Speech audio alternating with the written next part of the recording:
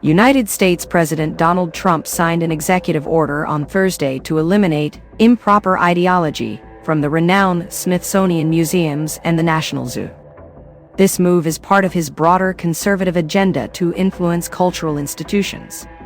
Since returning to power in January, Trump has been actively targeting what he describes as woke culture, accusing the Smithsonian of attempting to rewrite American history concerning race and gender issues.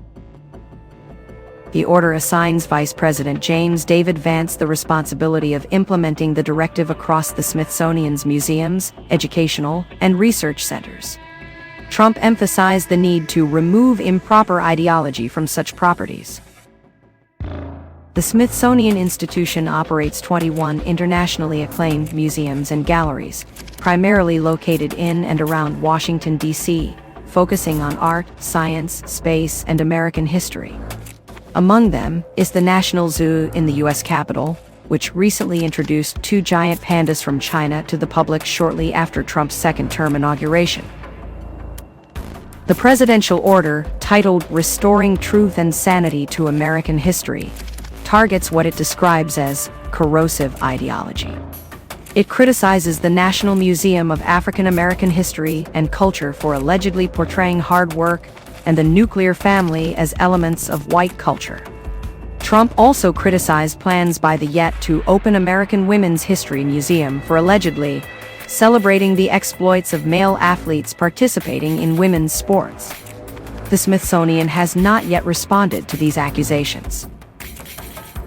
The Smithsonian Institution was established in the mid-19th century with a bequest from James Smithson, a deceased and childless British chemist. Smithson's will stipulated that his wealth be used to create an educational institution in the young United States, a country he never visited. Trump's extensive efforts to reshape the U.S. government have increasingly encompassed cultural issues, as he seeks to leave a conservative imprint. The 78-year-old Republican recently assumed the chairmanship of the Kennedy Center in Washington, a prestigious arts venue, after expressing dissatisfaction with its perceived liberal bias. Additionally, Trump has shown interest in reforming governance in Washington, D.C., frequently criticizing it for high crime rates and unsightly issues like graffiti. In a separate order on Thursday titled, Making the District of Columbia Safe and Beautiful, Trump called for an interagency task force to enhance immigration enforcement and other law enforcement priorities. The order also mandates the development of a coordinated beautification plan for the city. Trump has been vocal about his intentions to transform Washington, D.C., stating on the campaign trail last year that he would take over our horribly run Washington, D.C. and clean up, renovate, and rebuild our capital so that it is no longer a nightmare of murder and crime. This message was reposted on X by the White House.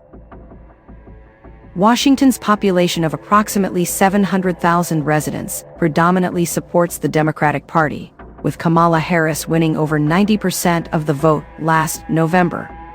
The city holds a unique status as it is not part of any state and lacks voting representation in Congress, despite having a population larger than 2 states. Although the city currently manages its own affairs, Congress, currently under Republican control, retains the authority to reclaim control, a possibility Trump has repeatedly mentioned. In this context, city authorities have sought to maintain a cooperative relationship with the president by promptly fulfilling his requests, such as removing some homeless encampments and a Black Lives Matter mural.